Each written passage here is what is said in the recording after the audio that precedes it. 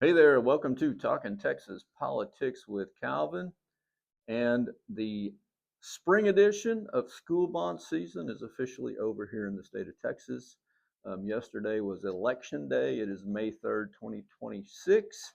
And so there was a lot of bonds on the election. There was also some local officials, your school boards, your city councils, your mayor races, that sort of stuff. So we've been talking about school bonds here. And so some of the school bonds passed, some of the school bonds failed. And so, here locally, there was a couple of interests. The Ponder ISD, that bond actually passed. That was a $305 million bond that passed by 11 votes. There was another bond here in Sanger, Texas, and that one failed miserably. That went down pretty significantly.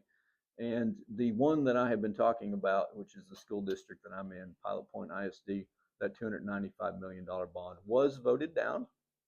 And so thank you to everyone who participated in that process. I don't believe that that would have been good for the community and for the taxpayers.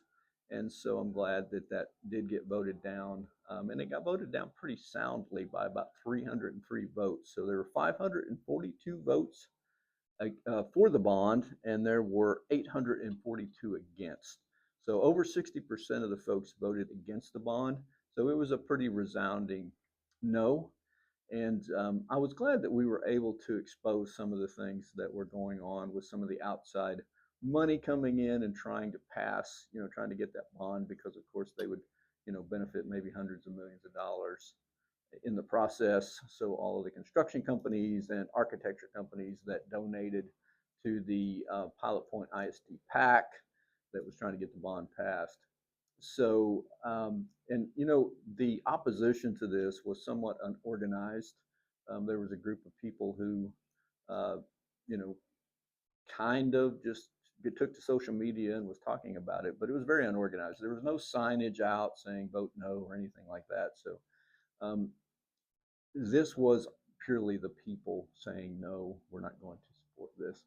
And so there was a lot of emotion back and forth, and anytime you speak out against this, you're kind of attacked. And so your first instinct whenever the bond goes down in this way is to react to that and to kind of rub the folks who were supporting its nose in all of this. And I would just encourage you not to do that. I would encourage you to be kind. We did our part. We went and voted. We went to the ballot box, and that's where we spoke. And really and truly, that should be enough. We still have to be neighbors once this is all said and done. I've said that before. So be kind, be respectful. I do anticipate the ISD coming back with whatever their plan B is. They probably had something already planned out.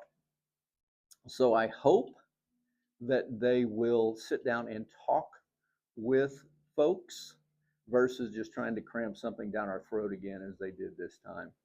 And so hopefully they know that they're going to need to do that. And so I would certainly appreciate that conversation and would like to hear what they have planned. I would like to hear what other options are available, how much capacity they actually have, and look at these growth numbers that they keep touting and seeing if that's realistic.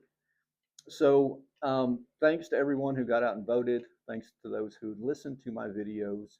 I deeply appreciate that. And remember, be kind to one another. And God bless you. And God bless Texas.